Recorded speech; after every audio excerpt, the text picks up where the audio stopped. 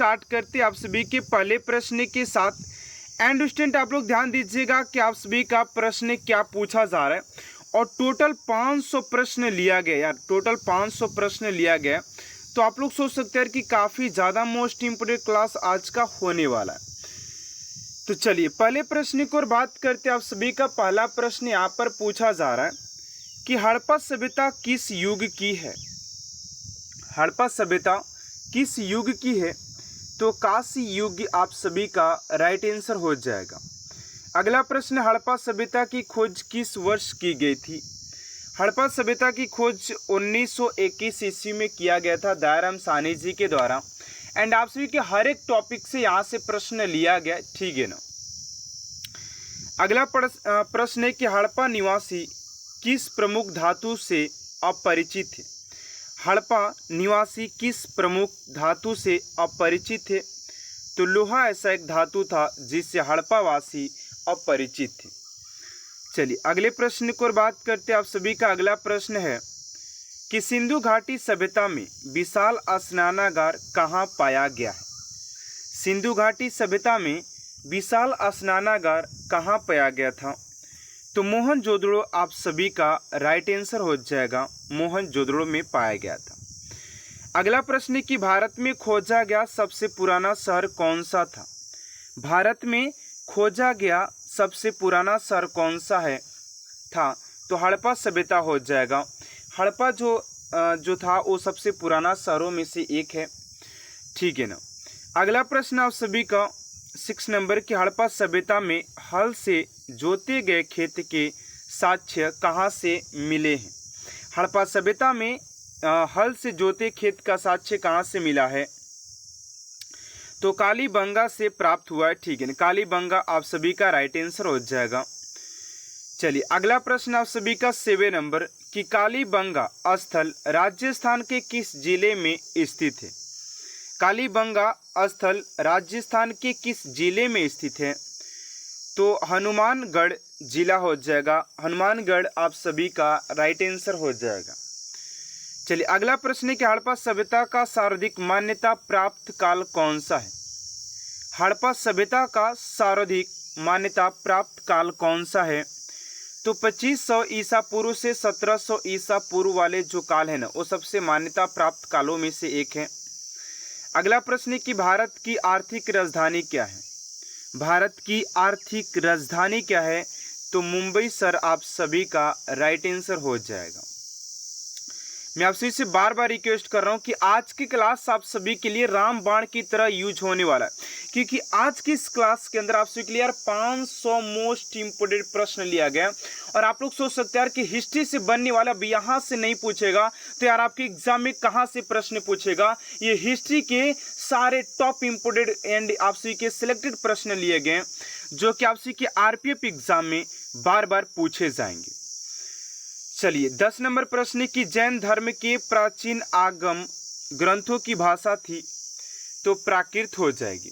अगला प्रश्न है किस चीनी शासक ने 1341 ईस्वी में मोहम्मद बिन तुगलक के दरबार में अपना राजदूत भेजा था? तो तोगन तिमूर हो जाएगा, तोगन तिमूर हो जाएगा। अगला प्रश्न है मयूर सिंहासन किसने बनवाया था? मयूर सिंहासन की बात करते स्टूडेंट कि मयूर सिंहासन किसने बनवाया था? तो शाहजहां आप सभी का राइट आंसर हो जाएगा। मयूर सिंहासन शाहजहां के द्वारा बनवाया गया था। चलिए अगले प्रश्न की ओर बात करते हैं। एंड उससे पहले आप सभी से एक छोटा सा रिक्वेस्ट है कि अभी तक आप सभी हमारे चैनल को सब्सक्राइब नहीं किए तो प्लीज स्टूडेंट चैनल को सब्सक्राइब कर साथ साथ बेल आइकन को प्रेस कर दीजिएगा ताकि ऐसा मोस्ट इंपोर्टेंट क्लास स्टूडेंट आप तक सबसे जल्द पहुंचते रहे।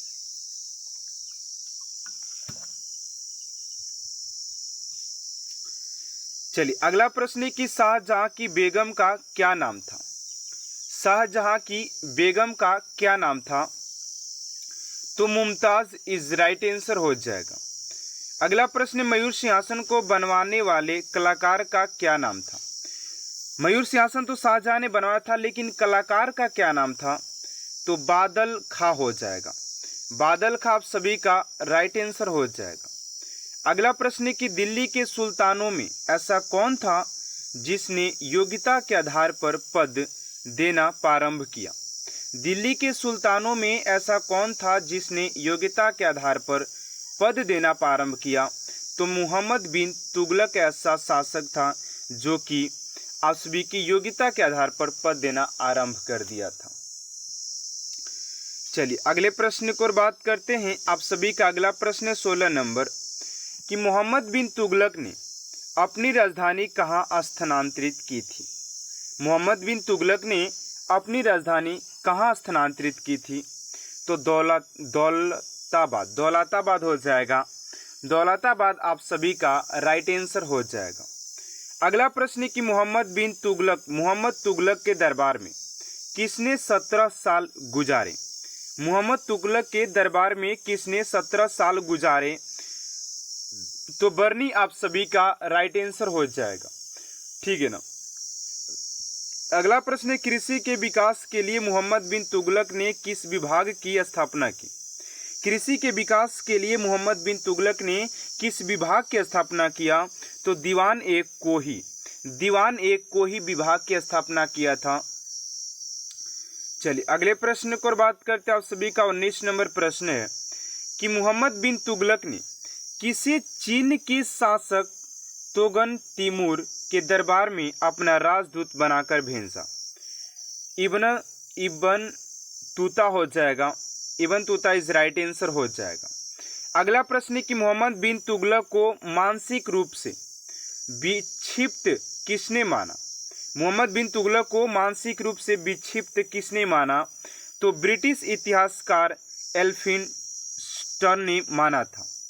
अगला प्रश्न महावीर ने जैन धर्म के सिद्धांतों में कौन सा सिद्धांत जोड़ा था? महावीर ने जैन धर्म के सिद्धांतों में कौन सा सिद्धांत जोड़ा था? तो ब्रह्मचर्य सिद्धांत को जोड़ा गया था। चलिए अगले प्रश्न को बात करते हैं। 22 नंबर प्रश्न है कि महावीर के निर्माण के बाद जैन संघ का अगला अध्यक्ष कौन हुआ?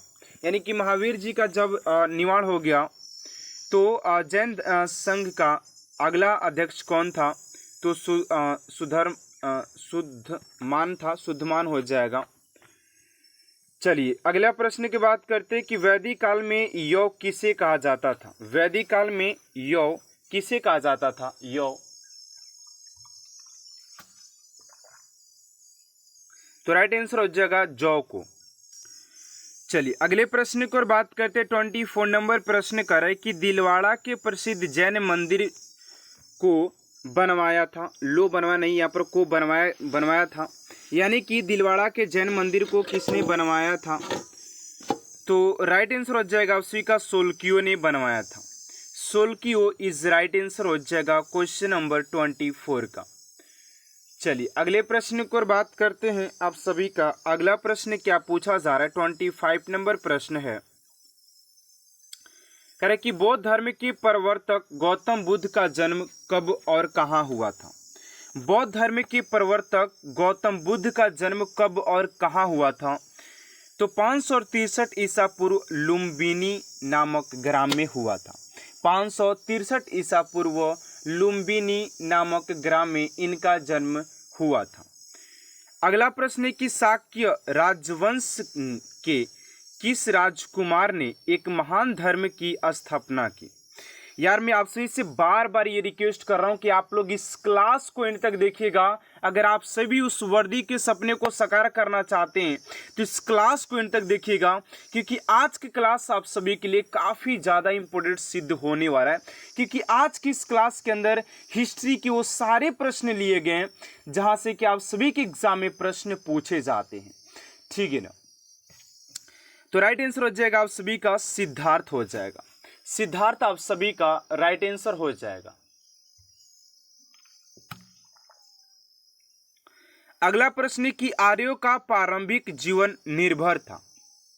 जो आर्य थे जो कि मध्य एशिया से आए थे, तो जो आर्यों का जो प्रारंभिक जीवन था किस पर निर्भर करता था? तो पशु चरण पर ही इनका जो जीवन था वो निर्भर करता था। प्रारंभिक जीवन की बात करते हैं तो ठीक है ना।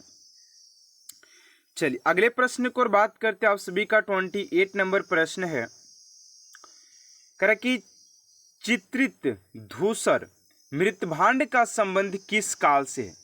चित्रित धूसर मृतभांड वैदिक सभ्यता से हो जाएगा। वैदिक सभ्यता इज राइट आंसर हो जाएगा। अगला प्रश्न है कि कनिष्क बौद्ध धर्म की किस शाखा का अनुयायी था जिसका प्रसार उसके मध्य एशिया व सुदूर पूर्व में किया गया? तो महायान हो जाएगा। महायान इज राइट आंसर हो जाएगा। अगला प्रश्न है कला की मथुरा शैली में मूर्तियों का निर्माण हुआ। कला की मथुरा शैली में मूर्तियों का निर्माण हुआ तो रेड सैंड स्टोन से पत्थर से, ठीक है ना। चलिए अगले प्रश्न की बात करते कि राजवर्धन की मृत्यु के पश्चात हर्षवर्धन सिंहासन पर आसीन हुआ। राजवर्धन की मृत्यु के पश्चात हर्षवर्धन सिंहासन पर आसीन हुआ 606 ईस्वी में, ठीक है ना। अगला प्रश्न है हर्ष महाराष्ट्र के किस शासक को पराजित नहीं कर सका? हर्ष महाराष्ट्र के किस शासक को पराजित नहीं कर सका? तो पुलकेशिन द्वितीय को पराजित नहीं कर सका था। किसको? पुलकेशिन द्वितीय को।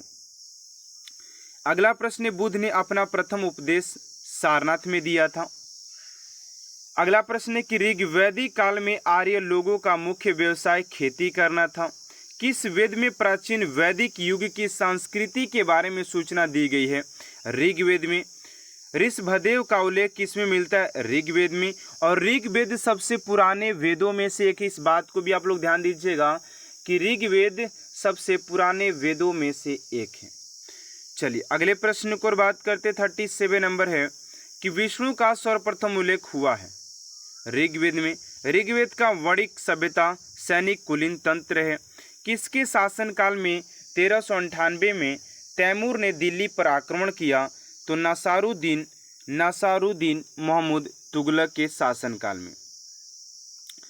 चलिए अगला प्रश्न आप सभी का कि निजामुद्दीन औलिया किस तुगलक से समकालीन थे? तो ग्यासुद्दीन तुगलक हो जाएंगे। क्या हो जाएंगे? ग्यासुद्दीन तुगलक आप सभी का राइट आंसर हो जाएगा। चलिए अगला प्रश्न है कि सारनाथ स्तंभ का निर्माण किसने करवाया? सारनाथ स्तंभ का निर्माण किसने करवाया था? तो अशोक ने करवाया था। अशोक के सारनाथ स्तंभ के निचले भाग पर कौन से जानवर निरूपित है? हाथी, घोड़ा, सांड एवं सिंह हो जाएगा। चलिए अगले प्रश्न को बात करते 43 नंबर प्रश्न है कि किसने सहिष्णुता, उदारता और करुणा के त्रिविध आधार पर राजवंश की स्थापना की थी? तो अशोक आप सभी का राइट आंसर हो जाएगा क्वेश्चन नंबर 43 का। अगला प्रश्न, अशोक ने कहा चोल, पांड्य, केरल पुत्र और सतीय पुत्रों का अपनी पड़ोसी शक्तियों के रूप में उल्लेख किया है? तो शिलालेख द्वितीय में। अशोक के अभिलेख में किस एकमात्र पुत्र की चर्चा है? तो तीवर की, ठीक है ना, तीवर की। चलिए अगला प्रश्न है कि दिल्ली सल्तनत में सबसे लंबी अवधि तक किस राजवंश का शासक था? तो तुगलक हो जाएगा। अशोक के अभिलेख में उसके किस एकमात्र पुत्र की चर्चा है? तीवर हो जाएगा। चलिए अगला प्रश्न आप सभी का कि हिंदू सत्ता की राजधानी दिल्ली से दौलताबाद किस शासक ने स्थानांतरित की थी? तो मोहम्मद बिन तुगलक ने किया था। मोहम्मद बिन तुगलक आप सभी का राइट आंसर हो जाएगा। अगला प्रश्न, अशोक ने अपने किस शिलालेख में स्वयं का उल्लेख किया है? तो मास्की। मास्की में अशोक ने स्वयं को उल्लेख किया है। तो मास्की आप सभी का राइट आंसर हो जाएगा। चलिए अगला प्रश्न है कि अशोक के ब्राह्मी अभिलेखों को सर्वप्रथम किसने पढ़ा था? तो जेम्स प्रिंसेप ने पढ़ा था। जेम्स प्रिंसेप ही एक ऐसा था जिसने अशोक के शिलालेख को पहली बार पढ़ा था। और यहाँ पर हम लोगों ने सिर्फ 15 मिनट में 50 क्वेश्चन को कवर किए। और अभी तो हमारे पास बहुत ऐसे क्वेश्चन हैं जो कि आपसे के एग्जाम में पूछे जाने वाले हैं। तो सारे प्रश्नों को आप लोग कवर करके जाइएगा, ठीक है ना। श्रीनगर की स्थापना किस शासक ने की थी? अशोक ने। आप सभी को ये नहीं कि यार कुछ भी काम करें आप लोग देख सकते हैं यार, बस आप सभी को गौर से इस क्लास पर फोकस करना है, बस एक बार रिवीजन करना है 500 प्रश्नों का और कुछ नहीं करना है, ठीक है ना। चलिए अगला प्रश्न है 52 नंबर कि मध्यकालीन भारत का प्रथम शासक कौन था जिसने सती प्रथा पर निषेध लगाया? मोहम्मद बिन तुगलक ने। किस सुल्तान ने सर्वप्रथम उत्तर भारत में सिंचाई हेतु नहरों का जाल सा फैला दिया? तो फिरोज तुगलक ने। मराठा शक्ति का उदय 17वीं शताब्दी के उत्तरार्ध में हुआ था। मराठा शक्ति का उदय 17वीं शताब्दी उत्तरार्ध में हुआ था। अगला प्रश्न आप सभी का कि किसके नेतृत्व में 17वीं शताब्दी के उत्तरार्ध में मराठा शक्ति का जन्म हुआ? तो शिवाजी हो जाएगा। बाबर का जन्म कब और कहाँ हुआ था? तो 24 फरवरी 1483 ईस्वी में फरगना में हुआ था बाबर का जन्म, ठीक है ना। बाबर का बेटा हुमायूं था।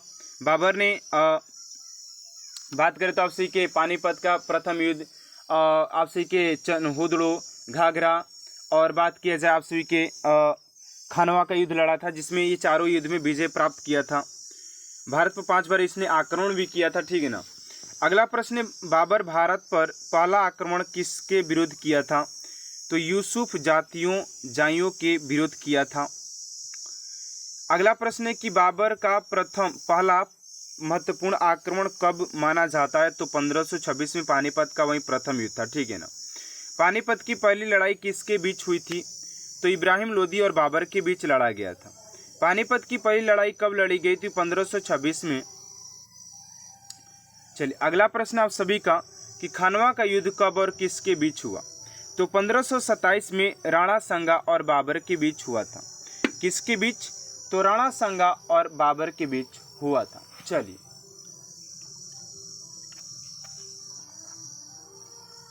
अगला प्रश्न है कि बाबर और मेदिनी राय के बीच हुआ युद्ध किस नाम से जाना जाता है?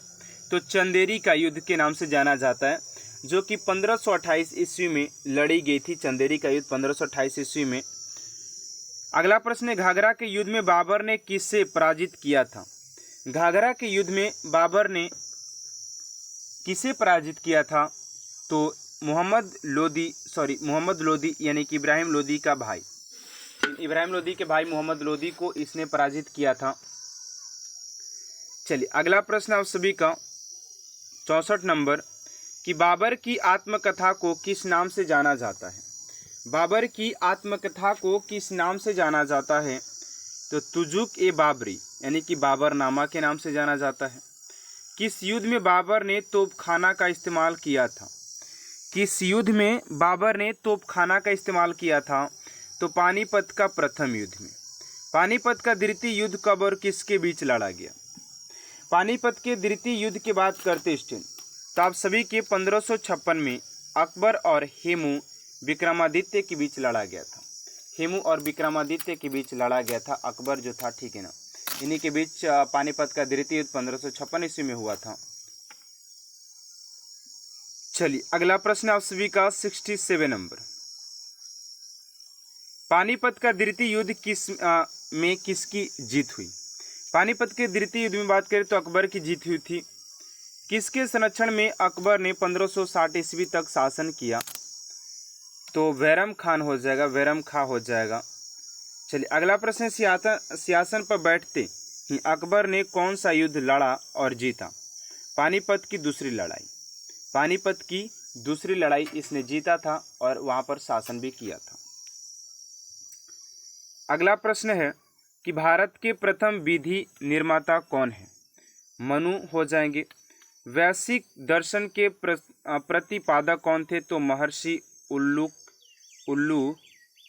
कड़ाद हो जाएंगे। न्याय दर्शन के प्रतिपादन महर्षि गौतम ने किया था। अगला प्रश्न है कि संख्या दर्शन के प्रतिपादन कपिल मनु ने किया था, मुनि ने। पूर्व मीमांसा दर्शन के प्रतिपादन जैमिनी ने किया था। कांचीपुरम के कैलाशनाथ मंदिर का निर्माण किसने करवाया था?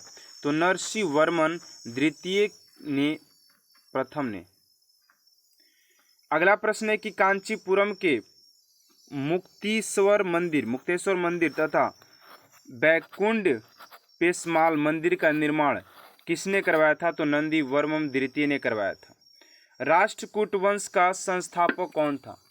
राजवंश कूट के संस्थापक की बात करते हैं तो दंती दुर्ग हो जाएंगे। दंती दुर्ग आप सभी का राइट आंसर हो जाएगा। अगला प्रश्न आप सभी का कि कृष्ण प्रथम, गोविंद द्वितीय, अमोघ वर्ष, कृष्ण द्वितीय, इंद्र तृतीय तथा कृष्ण तृतीय किस वंश के राजा थे? तो राष्ट्रकूट वंश के राजा हो जाएंगे। ये सारे जो राजा है ना वो राष्ट्रकूट वंश के हो जाएंगे। अगला प्रश्न है कि राष्ट्रकूट वंश की राजधानी कहाँ हुई थी? तो मनकिर या मन्यखेत। राष्ट्रकूट वंश का शासक कौन था? ध्रुव हो जाएगा। किस राष्ट्रकूट शासक ने प्रतिहार वंश के शासक नाटभट्ट द्वितीय को पराजित किया? गोविंद द्वितीय ने। चलिए थोड़ा सा फास्ट चलेंगे क्योंकि क्वेश्चन बहुत ज़्यादा एंड टाइम बहुत कम है हमारे पास, ठीक है। थोड़ा सा फास्ट लेकर चलेंगे कि हर्यक वंश का संस्थापक बिंबिसार, राष्ट्रकूट वंश का अंतिम शासक कृष्ण तृतीय, महाराष्ट्र में स्थित एलोरा एवं एंटीफेटा गुफाओं का निर्माण किस शासक के शासनकाल में हुआ? राष्ट्रकूट के शासनकाल में हुआ था। कल्याणी के चालुक्य वंश की स्थापना तैलप द्वितीय, वातापी के चालुक्य वंश की स्थापना राजा जयसिंह, पुलकेशिन प्रथम, पुलकेशिन द्वितीय, विजयादित्य तथा कीर्तिवर्मन किस वंश के राजा थे? तो चालुक्य वंश हो जाएंगे। चलिए अगला प्रश्न आप सभी का 88 नंबर की वेंगी के चालुक्य वंश के संस्थापक थे विष्णुवर्धन। चोल वंश का संस्थापक विच्छाल्य।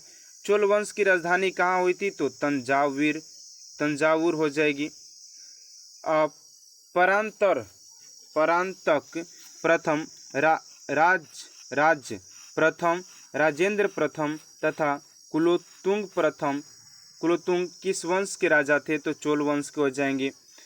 तंजौर का राजराजेश्वर शिव मंदिर का निर्माण किसने करवाया था? तो राजराज प्रथम ने करवाया था। चोल काल में किसी विद्यालय के रख रखाव की भूमि को क्या कहते थे? तो शालाभोग कहते थे, शालाभोग। अगला प्रश्न है कि चोल वंश का अंतिम राजा था राजेश द्वितीय। चोल काल में सोने के सिक्के क्या कहलाते थे? तो कलजू। नटराज प्रतिमा किस काल की एक उत्कृष्ट कला है? तो चोल काल का। चलिए अगला प्रश्न है कि चोल काल में विष्णु के उपासक क्या कहलाते थे? तो विष्णु के उपासक की बात करें तो अलवार कहलाते थे। चोल काल में शिव के उपासक क्या कहलाते थे? नयनार कहलाते थे। ये है। तो चलिए स्टूडेंट आज की इस क्लास को स्टार्ट करते पहले प्रश्न के साथ।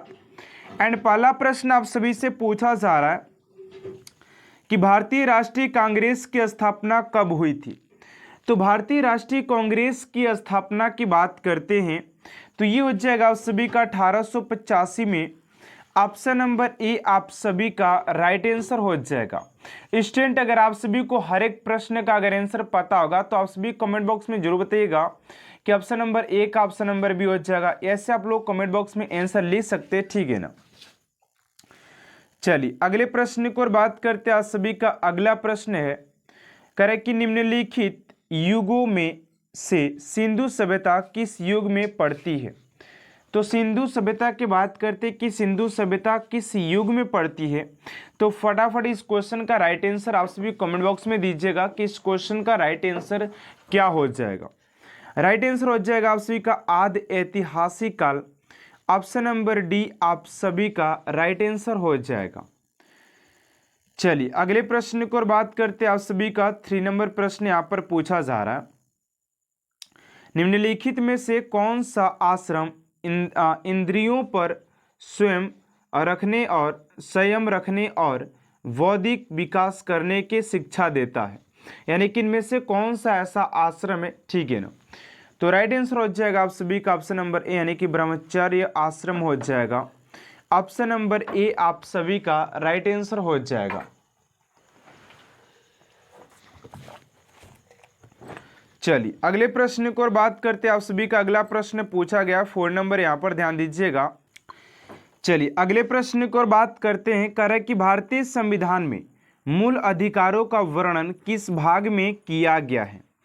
तो कह रहे हैं कि भारतीय संविधान में मूल अधिकारों का वर्णन की बात किया जाए तो भाग 3 आप सभी का राइट आंसर हो जाएगा option number B. And stand इस क्लास के अंदर मैं बताने वाला हूं कि आप लोग के ऐसे 5 टॉपिक ऐसा कौन कौन सा है जिससे कि आप सभी के एग्जाम में 100% प्रश्न पूछा ही जाता है और पूछा जाएगा आप सभी के आने वाले एग्जाम में भी, ठीक है ना। चलिए अगले प्रश्न की बात करते हैं। आप सभी का 5 नंबर प्रश्न पूछा जा रहा है कि संसार का सबसे बड़ा फूल कौन सा है। संसार का सबसे बड़ा फूल की बात किया जाए कि कौन सा फूल हो जाएगा, तो ऑप्शन नंबर बी हो जाएगा रेफ्लिसिया। रेफ्लिसिया ऑप्शन नंबर बी आप सभी का राइट आंसर हो जाएगा। चलिए अगले प्रश्न को बात करते हैं। 6 नंबर प्रश्न आप सभी से यहाँ पर पूछा जा रहा है कि दिल्ली के किस सुल्तान को उसकी उदारता के कारण लाख बख्श पुकारा जाता है। तो राइट आंसर हो जाएगा आप सभी का ऑप्शन नंबर ए यानी कि कुतुबुद्दीन ऐबक आप सभी का राइट आंसर हो जाएगा। चलिए अगले प्रश्न को बात करते 7 नंबर प्रश्न है कि भारत में राष्ट्रीय आय का संकलन कौन करता है। भारत में राष्ट्रीय आय का संकलन कौन करता है, तो केंद्रीय सांख्यिकी संगठन हो जाएगा। ऑप्शन नंबर डी स्टिंट आप सभी का राइट आंसर हो जाएगा। चलिए अगले प्रश्न को बात करते आप सभी का 8 नंबर प्रश्न है। अगला प्रश्न है कि चमगादड़ निम्नलिखित में से किस कारण से अंधेरे में उड़ सकते हैं। जो चमगादड़ होते हैं वो अंधेरे में भी उड़ सकते हैं। इसका कारण होता है वे परासर्व ध्वनि तरंगे उत्पन्न करते हैं। चलिए अगले प्रश्न को बात करते हैं। 9 नंबर प्रश्न है कि किस देश में कुल क्षेत्रफल का सर्वाधिक प्रतिशत वनाच्छादित है। तो राइट आंसर हो जाएगा 9 का ऑप्शन नंबर डी यानी कि Suriname. Suriname option number D आप सभी का राइट आंसर हो जाएगा। चलिए अगले प्रश्न को बात करते 10 नंबर प्रश्न है कि भारत के संविधान का ढांचा तैयार करने के लिए संघीय व्यवस्था की योजना किस देश से ली गई है। ये क्वेश्चन काफ़ी इंपॉर्टेंट है। ये हो जाएगा उसी का स्विट्जरलैंड से लिया गया है। ऑप्शन नंबर डी स्टूडेंट आप सभी का राइट आंसर हो जाएगा स्विट्जरलैंड। चलिए अगले प्रश्न को बात करते 11 नंबर प्रश्न है कि गैस के गुब्बारे में हाइड्रोजन गैस की जगह हीलियम गैस का प्रयोग किया जाता है क्योंकि यह अधिक अस्थायी होता है ना। ऑप्शन नंबर डी हो जाएगा ये अधिक अस्थायी होता है। चलिए अगला प्रश्न आपसे का 12 नंबर कि फलों को कृत्रिम रूप से पकाने के लिए प्रयुक्त गैस कौन सा है।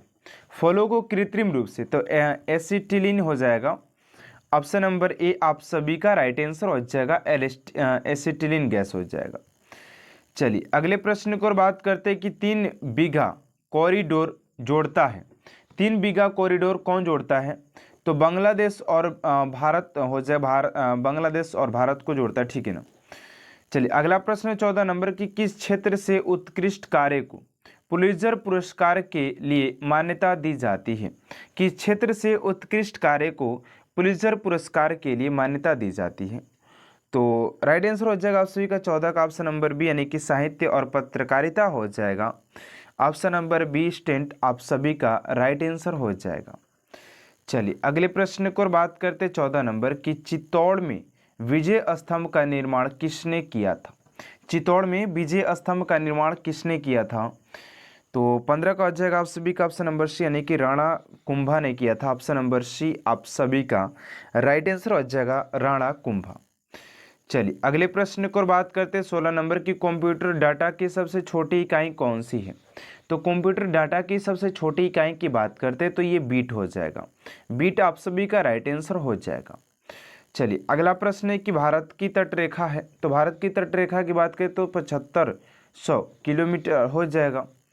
चलिए अगला प्रश्न है कि भारत की सबसे लंबी सुरंग जवाहर टनल किस राज्य में स्थित है, तो ये आपसे की बात करें तो जम्मू कश्मीर में हो जाएगा। चलिए अगला प्रश्न है कि चंद्र ग्रहण तब होता है जब आप सभी के सूर्य और चंद्रमा के बीच पृथ्वी आ जाती है, तब आप सभी के चंद्र ग्रहण होते हैं, ठीक है। चलिए अगला प्रश्न है कि इंसुलिन की कमी के कारण होने वाला रोग कौन सा है। तो इंसुलिन की कमी के कारण होने वाले रोग की बात करें तो डायबिटीज़ होता है, डायबिटीज़। चलिए अगला प्रश्न है कि वायुमंडल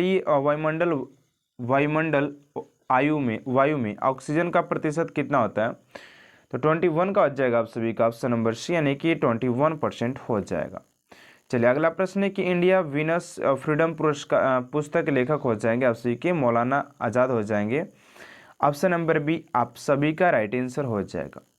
चलिए अगला प्रश्न 23 नंबर की भारत का सर्वाधिक प्रदूषित नगर कौन सा है। तो ये हो जाएगा अलंकेश्वर हो जाएगा।